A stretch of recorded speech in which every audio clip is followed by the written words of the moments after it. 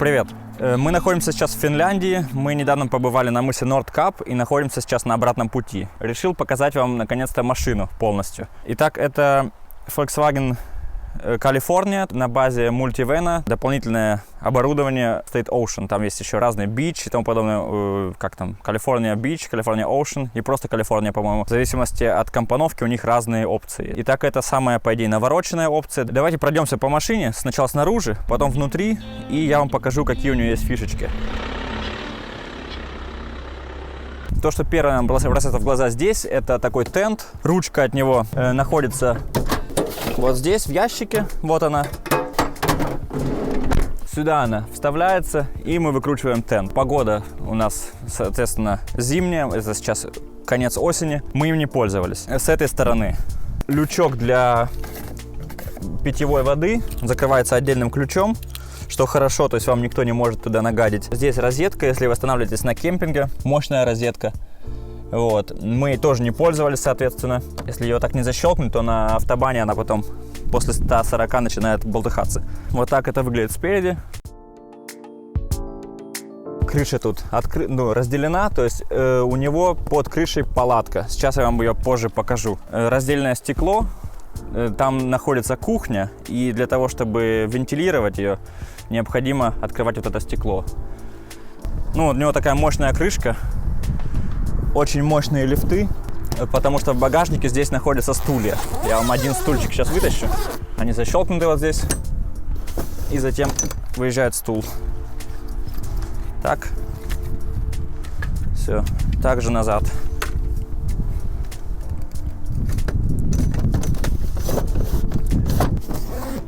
Соответственно, из-за вот этих стульев, из-за этого веса, лифты очень мощные, что сказывается позже при закрытии багажника. Я вам это тоже покажу.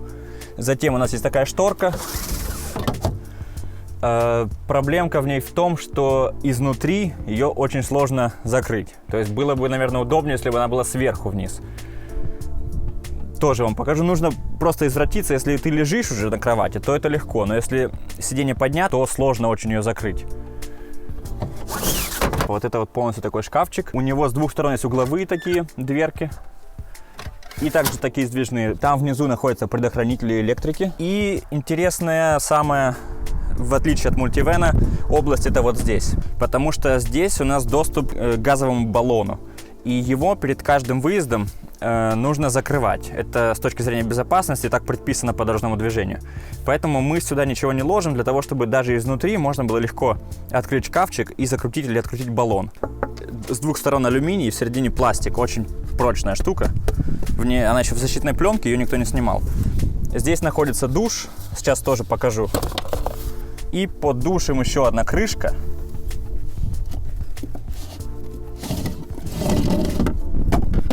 И под этой крышкой уже газовый баллон. Его можно открыть и закрыть. Мы вот этот душ и вот эту крышку убираем в багажник. Для того, чтобы просто подняв вот эту полку, даже находясь внутри салона, можно было оперировать вентилем баллона. Ну и также можно сюда все равно что-то положить, то, что легко можно потом вытащить, для того, чтобы использовать баллон.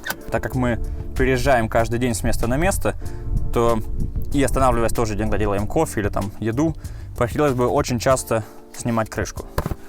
Для начала покажу вам душ. Значит, как уже сказал, он лежит там же, вот где газовый баллон. Подключается он вот сюда вот. Затем здесь есть такой переключатель. И работает помпа. Не знаю, вот это колечко сделано. Интересно было бы, как задумывала Volkswagen, куда его цеплять. Ну, я придумал только вот так вот его можно прицепить. Или вот так вот. И тут использовать душ. Вот. Но, видимо, где-то есть какая-то у них еще задумка. Так, выключаем помпу. Снимаем душ. Затем нужно его слить. Естественно, разумеется, вода холодная. И при такой вот погоде, как сейчас около 10 градусов, естественно, купаться в такой воде некомфортно. Это то же самое, что залезть вот туда в озеро. Но, тем не менее, где-то после спорта, после какого-нибудь похода освежиться, принять кошачий душ, мы этим уже пользовались. Так, вот эти вещи не идут в компоновке автобуса. Вот этот ящик вы знаете из моего гаража. Это евробоксы. Они отличаются тем, что так же, как у бумаги А4, А6, А5, подобраны таким образом, что маленькие боксы – это является половина большого бокса. И таким образом их можно складировать друг на друга. Ну, понятно. Вот это 20 литров, вот это 42 литра, вот это, по-моему, 12 литров. Нет, это 12 сантиметров. Ну, в общем, 20 литров должно быть. Выходит, в багажнике у нас стоит 2 больших бокса, 2 маленьких и, то есть друг за другом вот здесь. И рядом еще 2 вот таких. Это у нас грязный бокс. Здесь могут лежать ботинки. Также здесь лежат подставки под колеса. Подставки эти нужны для того, чтобы машину выровнять перед сном. То есть для того, чтобы не кататься из стороны в сторону по кровати, для того, чтобы работал слив, для того, чтобы нормально работал холодильник и тому подобное. Значит, здесь у нас лежит наша постель. Сейчас покажу, как мы это все ставим. И, в принципе, все. Еще одна доработка, которая нестандартная. 2 датчика. Один – это углекислый газ, если ты горишь, чтобы он пищал. И второй – чтобы ты во сне тут не окочурился, он будет пищать, когда угарный газ поднимается до определенного уровня. Сейчас покажем вам, как сложно закрывается багажник из-за вот этих вот лифтов.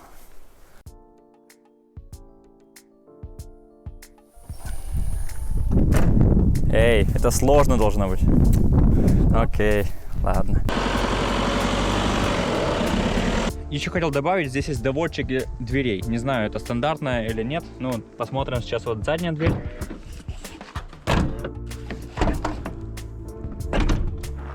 Вот это у нас походный режим. В таком варианте мы ездим.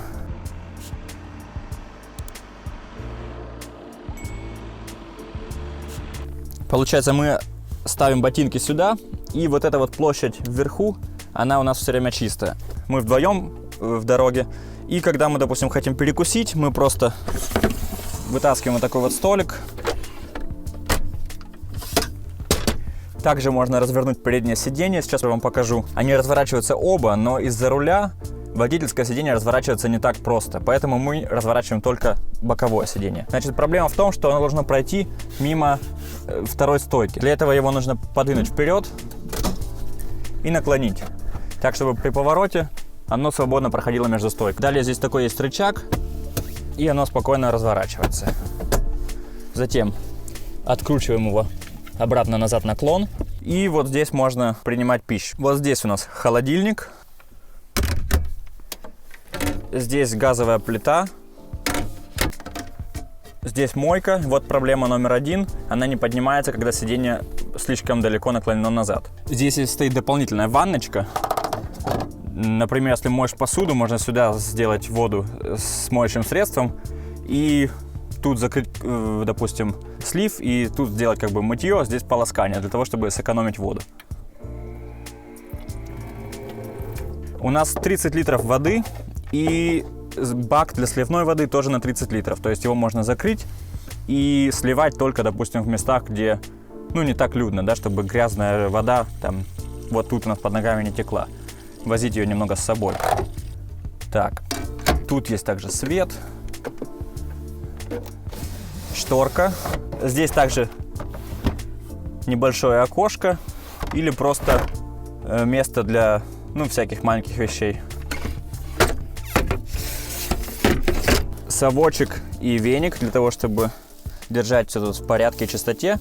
Сюда мы вешаем мешок для мусора, и его легко второму пилоту дотянуться оттуда и отсюда. Так, здесь у нас вода с собой еще, просто чтобы не все лить из-под крана, потому что вот эту воду наполнить можно только шлангом на кемпинге, хорошо. Наполнить ее самому достаточно проблематично. Мы придумали такой небольшой лайфхак. Остается вопрос, где мы храним всю еду и все, что мы возим с собой. В багажнике у нас лежат в основном вещи, рюкзаки, ботинки походные. Значит, здесь у нас находится еда. Это вот этот один шкаф и второй шкаф.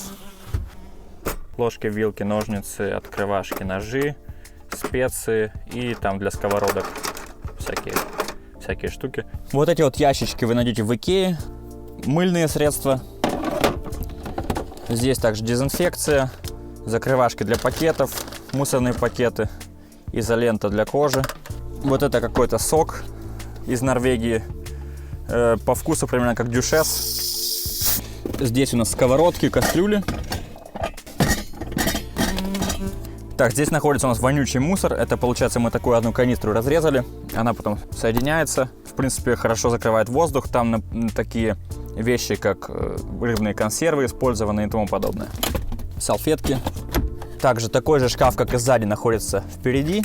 Такая дверца с зеркальцем. О, даже не знал. И также боковая дверца. Здесь можно устанавливать также вешалки. Но у нас там просто до пола лежат вещи, в основном женские. Климат задних пассажиров можно поставить на прямое обдувание через шторки. Вот этот значок означает, что обдувание будет не прямое, то есть через вот эти верхние отверстия. С другой стороны также контроль климата задних пассажиров, то же самое. Так, в заключение еще одна полка последняя. Про нее мы часто забываем. Здесь у нас лежит просто вот, аптечка и треугольник, документы на автобус и также компьютер. В этой же полке интегрированы динамики, там их изнутри видно. И на этом, в принципе, нет, еще не все. Тут у нас еще есть один ящик. Я вам показывал его в начале. Здесь находится рычаг для тента. Вот он.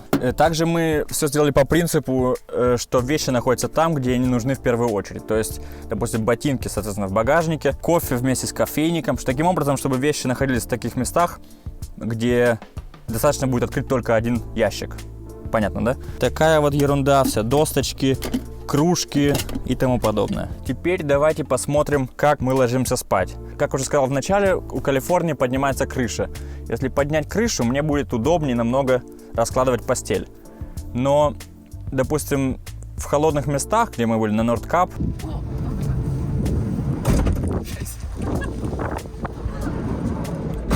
этот тент очень сильно продувается. Ну, не очень сильно, да, это все-таки специальный материал, который палаточный. Но он все равно продувается, и таким образом теряется тепло. Поэтому зачастую мы раскладываем кровать, не раскладывая крышу. Давайте просто посмотрим, как я это буду делать. Это, скорее всего, будет выглядеть не очень элегантно, но тем не менее. Значит, для начала нужно подвинуть сиденье полностью вперед. Там есть сзади кнопка. Нажимаем ее, они упали. Затем потянуть за вот эту лямку. И кровать готова. Далее задвигаем ее назад. Теперь остается просто разложить матрас, подушки, одеяло. Все готово. Длина кровати, по-моему, 2 метра вроде бы. И ширина 1,20 м, если мне не измеряет память. Если это неверно, я напишу текстом внизу. Но в этом автобусе могут путешествовать 4 человека, то есть 2 впереди, 2 на диване, и также, соответственно, могут спать 4 человека. Для этого давайте разложим крышу. Но перед этим давайте посмотрим, что машина может делать еще. Какие у нас есть опции? Холодильник, крыша, автономная печка, максимальная подзарядка, то есть он обороты чуть повышает всегда и выключает stop and go для того, чтобы батарея максимально заряжалась.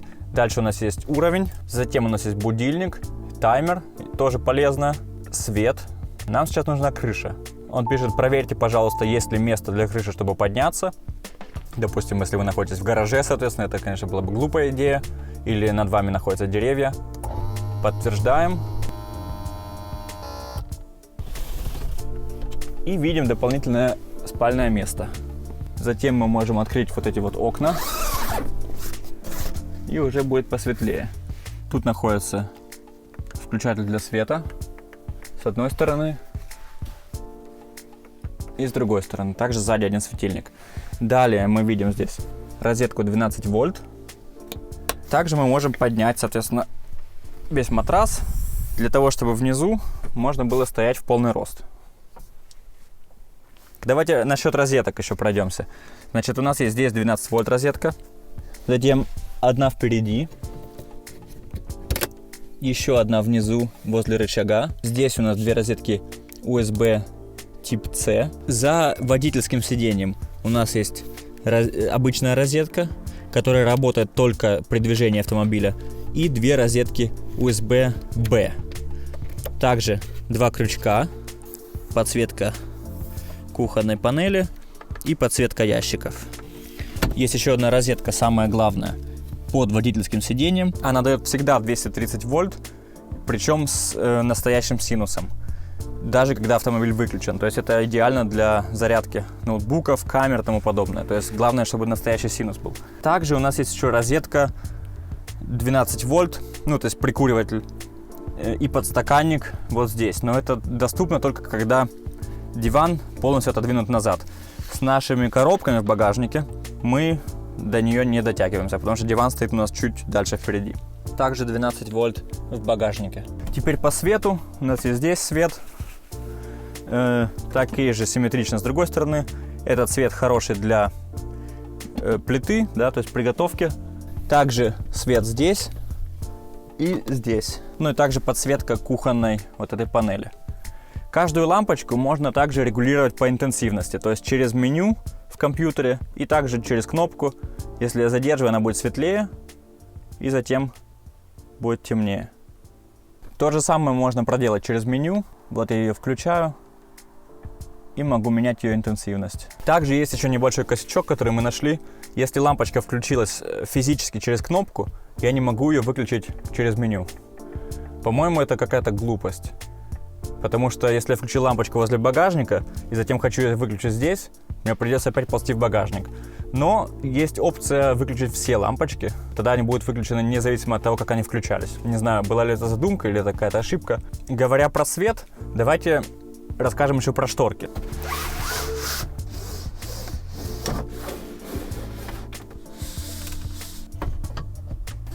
Это что касается удобных шторок. Так, затем вот такие вот есть еще костыли. Здесь внутри вшиты магниты. И вот таким образом она сюда цепляется. Но в принципе изолирует, естественно, хуже, чем вот эта шторка. Это сейчас видно даже и на камеру. Но в любом случае работает. Переднее стекло лобовое закрывается вот такими вот шторками, которые внесены в переднюю стойку. Внизу, вверху, все. Для того, чтобы закрыть крышу, во-первых, сначала опустить кровать. Тогда ничего сверху больше не должно находиться, никаких подушек и одеял, потому что места для этого, естественно, нет. И необходимо открыть окно. Далее здесь получается вот такой вот аппендицит. Его нужно запаковать под вот эту шторку. Для того, чтобы вся эта электроника работала, здесь под водительским сиденьем стоит дополнительная батарея. То есть, когда мы говорим о заряде батареи, имеется в виду именно вот эта дополнительная батарея. Вся электроника, свет, дополнительная печка, холодильник, все работает от дополнительной батареи. То есть даже если вы полностью ее уничтожите, машина все равно заведется. Весь свет, который включается впереди, то есть на торпедо, он идет с основной батареи. Таким образом, если вы будете постоянно открывать двери, включать-выключать зажигание и слушать радио, то вы можете посадить и свою основную батарею.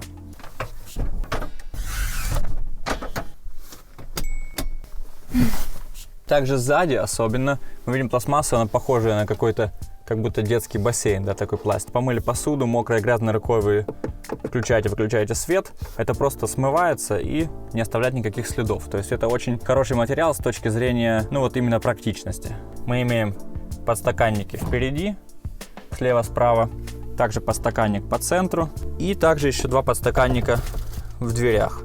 Карманы вот здесь, причем вот этот очень глубокий. Видно мое портмоне, оно полностью может там спрятаться. Дальше у меня тут лежит фонарик просто. И мне кажется, это все, чем отличается Калифорния от обычного мультивэна.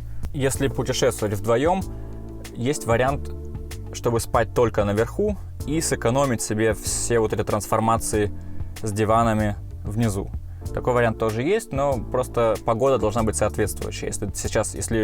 Если снаружи холодно, как сейчас, то придется каждый раз использовать печку для того, чтобы протопить все до самого верха. Также хотелось бы упомянуть двойной стеклопакет, который тоже играет немаловажную роль в качестве термоизоляции. Мы этого избегаем и спим все время внизу, нам здесь более удобно. Надеюсь, было интересно и полезно. Если понравилось, спускайте собак, подписывайтесь на канал, смотрите видео про путешествие по Скандинавии на этом автобусе и удачи, пока!